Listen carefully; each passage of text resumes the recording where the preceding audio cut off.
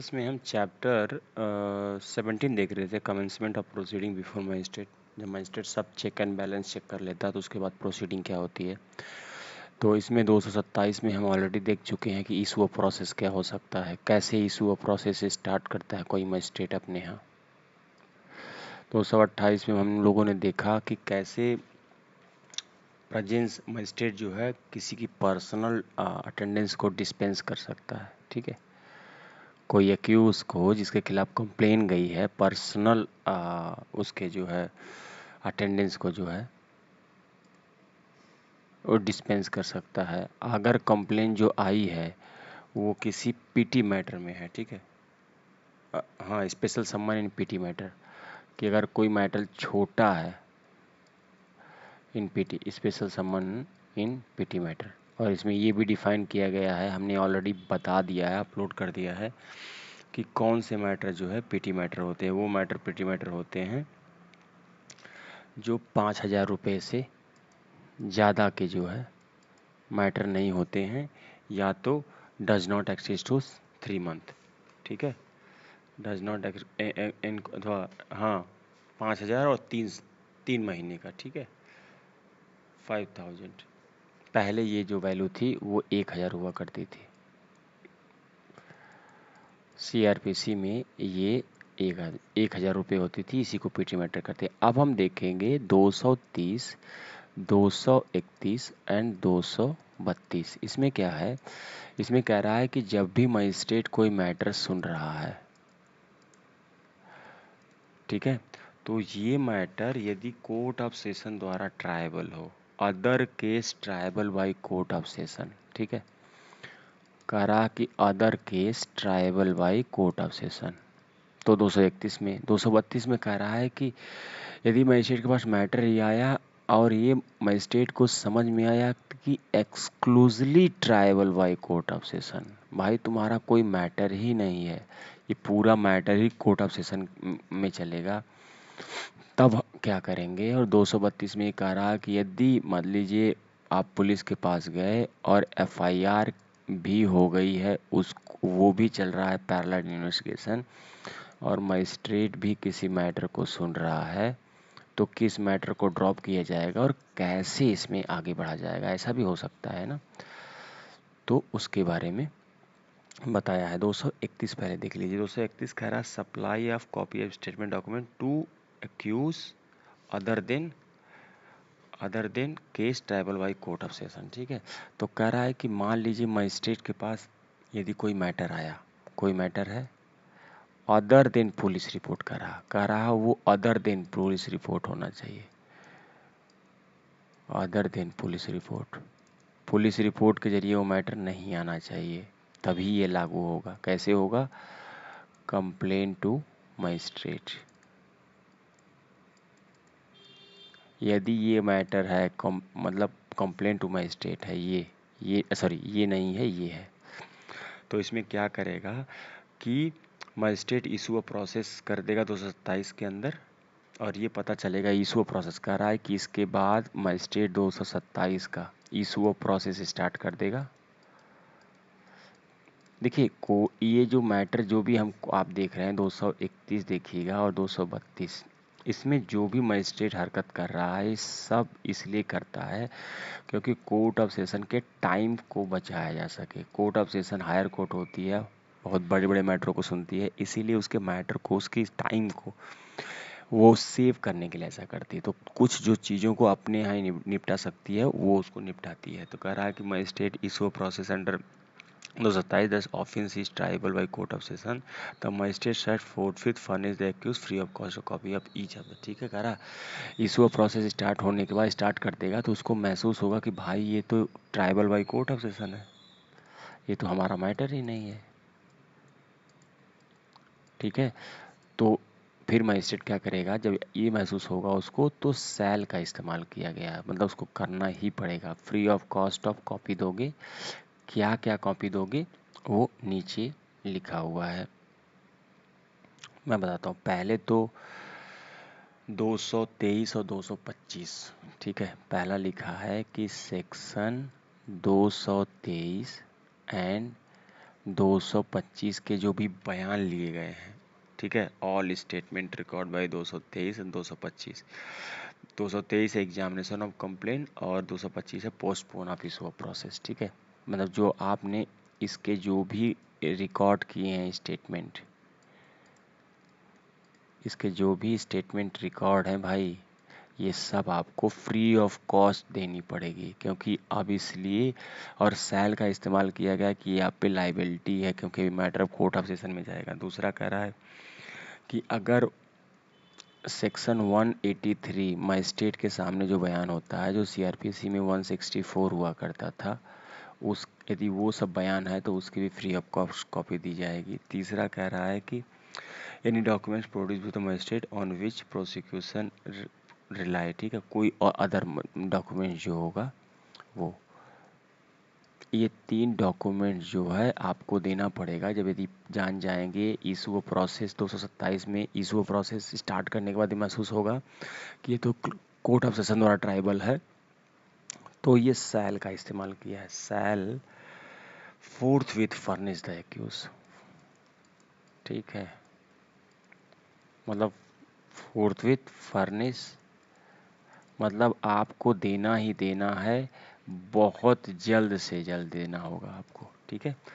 अब इसका प्रोविजो लिख रहा है कि यदि मैं बहुत बड़ा है यार, ठीक है, डॉक्यूमेंट्स बहुत बड़े हैं, वॉल्यूमिनियस हैं, तो 2 बातें हो सकती हैं कि या तो he will only be allowed to inspect, कह रहा ही मतलब कौन, एक्यूज, या तो एक्यूज को बोल दो वो आके इंस्पेक्ट कर ले, या तो उसके प्लीडर को बोल दो थ्रू एज एडवोकेट कि वो आके कोर्ट में देख ले, ठीक है। ये कब होगा, जब पूरा डॉक्यूमेंट्स वॉल्यूमिनियस है, बहुत ज़्यादा है, बड़ा है, बल्कि है, ठीक है। तो ये आपका हो गया 231। अब मैटर है 232 कि भाई अब जो है commitment of case to court of session was offence is triable exclusively, ठीक है, कह रहा कि अब मैटर ही exclusively trial by court of session है। मतलब जो मजिस्ट्रेट है उसको कोई कंफ्यूजन नहीं है कि हम देखेंगे कि कौन देखा है, triable by court of session, ठीक है। तो कह रहा कि when case instituted by police report और अदरवाइज, कह रहा इसमें दोनों है, मतलब यदि पीआर पुलिस रिपोर्ट द्वारा कोई मैटर हुआ हो या कंप्लेंट टू मजिस्ट्रेट हुआ हो,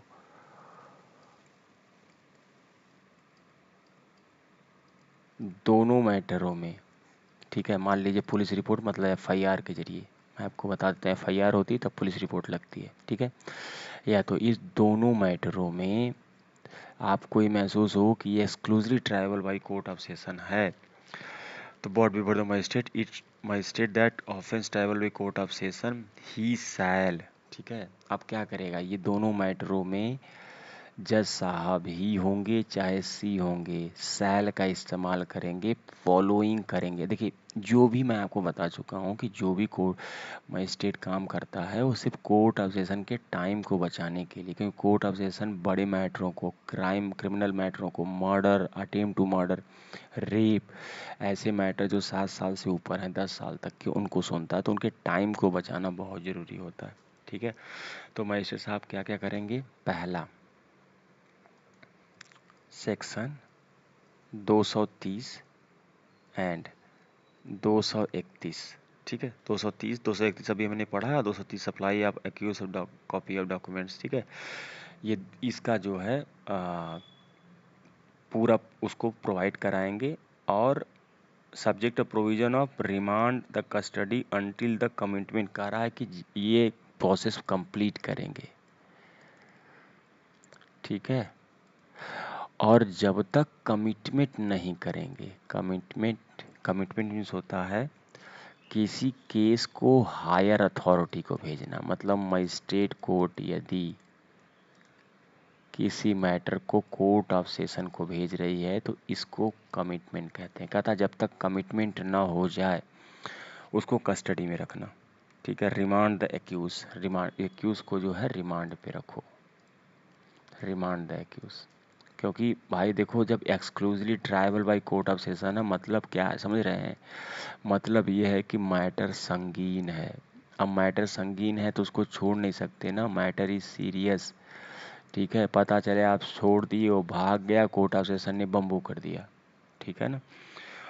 बी दूसरा क्या कह रहा है? दूसरा कह रहा है इसका सब क्लॉज कि भाई सब्जेक्ट द प्रोविजन ऑफ संहिता related to bail remand there accuse until conclude. कह रहा है कि जब तक कंक्लूजन ऑफ कंप्लीट ना हो जाए, कंक्लूजन ऑफ केस कंप्लीट ना हो जाए लास्ट तक, ठीक है, बेल के जो भी प्रोविजन है सब अप्लाई होंगे। मतलब यदि आप बेल करा सकते हैं, court court of session bail देगा। ये सबसे बड़ी बात है, आप बता रखिए, ये बेल कोर्ट ऑफ सेशन देगा, पहले तो मजिस्ट्रेट कोर्ट देगा भी नहीं। ठीक है, तो कह रहा है कि जब तक जो है until the conclusion of the trial complete नहीं होता, उसको कस्टडी में रखा जाएगा। किसको? एक्यूज को कस्टडी इन, ठीक है, जेल, ठीक है, जुडिशियल जेल, जुडिशियल कस्टडी में रखेंगे। लेकिन बेल के प्रोविज़न अप्लाई होंगे। यदि वो बेल लेने लायक है, कोर्ट ऑफ सेशन को लगता है कि इसको बेल दे दिया सकता है, तो कोर्ट ऑफ सेशन अपना देगी। ठीक है।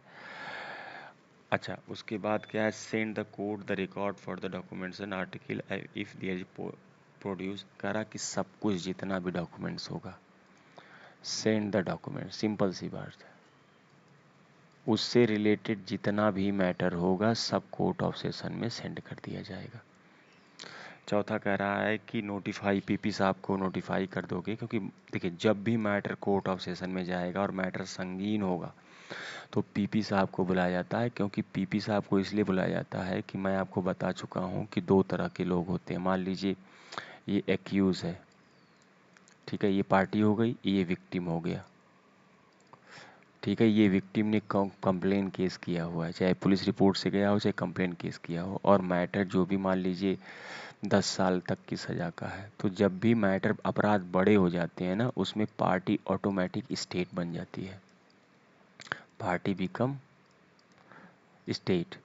और यदि स्टेट पार्टी बन जाती हैं, क्योंकि मैटर जब संगीन में आते हैं जो कि पूरी समूची समाज के लिए वो मैटर अफेक्ट करते हैं, तो जब स्टेट पार्टी बन जाती है तो पीपी साहब ऑटोमेटिक पिक्चर में आ जाते हैं। तो जब भी विक्टिम जाएगा वहाँ पे और मैटर कोर्ट ऑफ सेशन में एक्सक्लूसिवली होगा तो पीपी साहब को इन्फॉर्म किया जाएगा, public prosecutor for the commitment of the case in court of the session. ठीक है,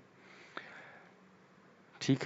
अब इसमें एक सिंपल सी चीज़ दिया है, कह रहा है कि ये सेक्शन 1 से लेके जो 4 तक है, ठीक है, क्या दिया है? प्रोविजो। इसका प्रोविजो दिया है कि मजिस्ट्रेट के को बम्बू करके रखो, ऐसा नहीं कि मजिस्ट्रेट सो जाए। ठीक है, क्या लिखा है मैं आपको बता देता हूँ। कह रहा है कि मजिस्ट्रेट को ये जितना भी ना सब सेक्शन 1 से लेके 4 तक जितना मैटर करना है, ये सब 90 डेज में कर लेगा। कौन? मजिस्ट्रेट। ज्यों ही उसके पास जो है 90 डेज कब से काउंट होगा? जिस दिन कॉग्निजेंस ले रहा है वो, जिस दिन मजिस्ट्रेट कॉग्निजेंस ले रहा है उससे 90 दिन में ये मैटर को निपटा लेगा। मतलब कौन सा मैटर? सेक्शन 1 जैसे 230 एंड 231 का ये, ठीक है। इसके बाद जो है आपका डॉक्यूमेंट्स को भेजना, ठीक है, रिमांड में रखना, ये जितना भी है 90 दिन में कंप्लीट कर लेगा। और यदि वो 90 दिन में नहीं कंप्लीट करेगा, ठीक है, तो इसको जो है 90 दिन और मिलेगा। इसको जो है 90 दिन नहीं, 90 दिन एक सब पीरियड नॉट एक्सीडिंग 180 डेज। ठीक है, अच्छा 180 दिन और मिलेगा, सॉरी, इसको जो है 180 दिन कर देते हैं। कह रहा है कि इसको जो है ये 180 दिन और मिलेगा। लेकिन जो 180 दिन मिलेगा ना, इसको रिकॉर्ड करना पड़ेगा। Record the writing, record the reason in, record the reason in writing. किसके द्वारा? जज साहब के द्वारा। मजिस्ट्रेट साहब को ये लिखना पड़ेगा कि आप जो है इतने इनएफिशिएंट और इनकैपेबल हैं कि आपने 90 दिन में ये मैटर जो सब सेक्शन 1 से लेकर 4 तक आप कर नहीं पाए, आप अनदर फेज 180 दिन में आप घुस गए और आपको एक्स्ट्रा टाइम चाहिए। ठीक है, तो ये हो गया हमारा 231, 232 है। अब हम देखेंगे 233। 17 का मैं लास्ट सेक्शन देख रहा हूँ, जो सेक्शन 227 से लेके इस वो प्रोसेस से स्टार्ट होके 233 से चलता था, और अभी तक मैंने 232 तक अपलोड कर दिया है वीडियो। ठीक है, 233 में क्या कह रहा है? 233 कह रहा है कि procedure of follow when complain case and police investigation respect of same matter. कह रहा है कि यदि पुलिस किसी एक कोई मैटर है, ठीक है, पहले समझ लीजिए, ये मैटर है, ये मैटर पुलिस रिपोर्ट से भी इसकी जांच चल रही है। पुलिस रिपोर्ट से मतलब पुलिस वालों के पुलिस रिपोर्ट तभी लगाती है जब एफआईआर हुआ रहता है, और वो मैटर कॉग्निजेंस बाय मजिस्ट्रेट भी है। तब क्या होगा? तब इस मैटर पे करोगे क्या भाई? तब कह रहा है कि जैसे मान लीजिए एफआईआर लिखाने गए आप, ठीक है, पुलिस वाले पेंडिंग में रख दिए। पुलिस वाले बहुत चालाक होते हैं, ठीक है, और फिर उनको लगा कि नहीं छोड़ो यार क्या मत, फिर आप मजिस्ट्रेट के पास गए, ठीक है, मजिस्ट्रेट के पास गए तो मजिस्ट्रेट ने इसको रजिस्टर्ड कर लिया। मजिस्ट्रेट रजिस्टर्ड कर लिया तो फिर इन लोगों ने रिपोर्ट भेजी, एफआईआर रजिस्टर्ड हो गया तो रिपोर्ट भेजी। तो रिपोर्ट भेजी तो इसने देखा कि अरे यार ये तो सेम मैटर है, ये तो एक ही बात की बात हो रही है, ठीक है। तो उसमें 3 कंडीशन आती है। वो कह रहा है कि यहाँ पे मजिस्ट्रेट 3 काम करेगा। पहला सबसेक्शन कह रहा है कि कह रहा है कि जिस मैटर में ये मैटर है, ये पुलिस की रिपोर्ट चल रही है, पुलिस की इन्वेस्टिगेशन चल रही है, ठीक है, और इसी मैटर का कॉग्निजेंस ले लिया है मजिस्ट्रेट।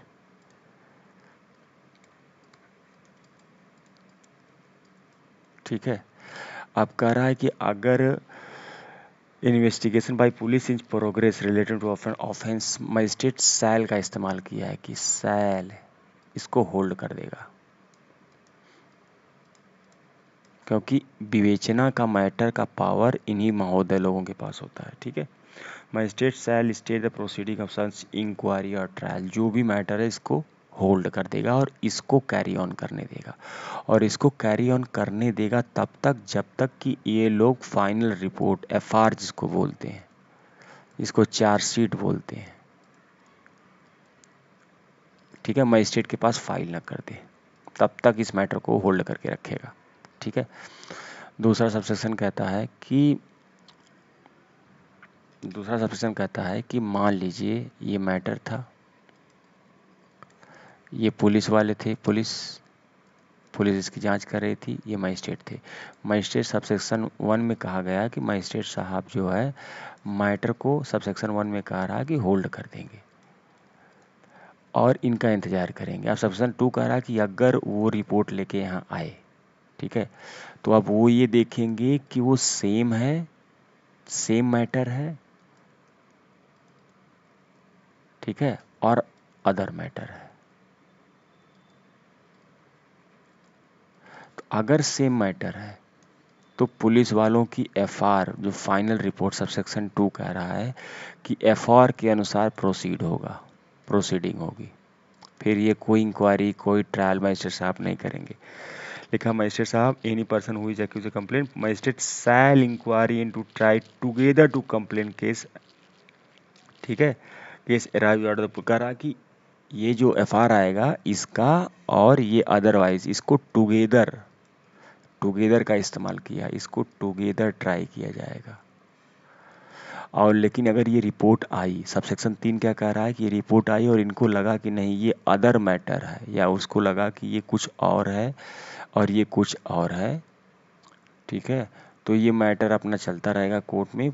वो मजिस्ट्रेट साहब इसको प्रोसीड करेंगे, इसको इंक्वायरी करेंगे, इस मैटर को अलग ही डील करेंगे, इंक्वायरी करेंगे और इसका फिर अलग से ट्रायल कराएंगे। ठीक है, तो कह रहा है कि जब सेम मैटर में पुलिस भी जांच कर रही हो और मजिस्ट्रेट के पास कंप्लेंट भी गई हो तो क्या हो सकता है। ठीक है, तो देखिए अब यहाँ तक चैप्टर 17 हो गया है कंप्लीट। अब हम देखेंगे चैप्टर 18 चार्ज का पार्ट। ठीक है, चैप्टर 18,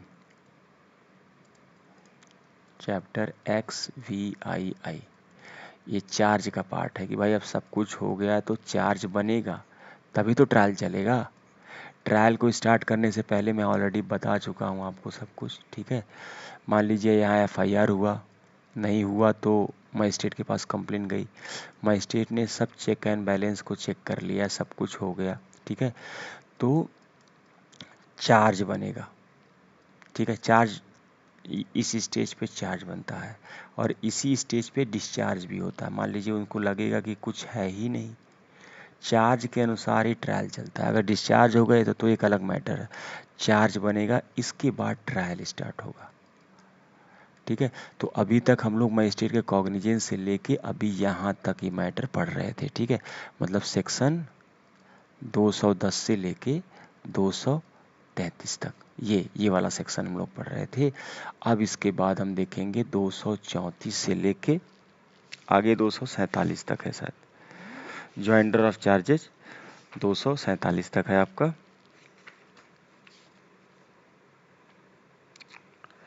हाँ 247 तक। अब हम यहाँ देखेंगे कि कैसे चार्जेज बनेंगे, क्योंकि जब चार्जेज बन जाएं, जब ट्रायल कहते हैं, जब चार्ज बन जाएंगे तभी ट्रायल स्टार्ट होगा। इसीलिए देखिए चैप्टर 20 लिखा है ट्रायल ऑफ वारंट केसेस, और चैप्टर 19 लिखा है कि अगर ये मैटर कोर्ट ऑफ सेशन का होगा तो वो कैसे होगा, ठीक है। तो अब हम देखेंगे चैप्टर 18।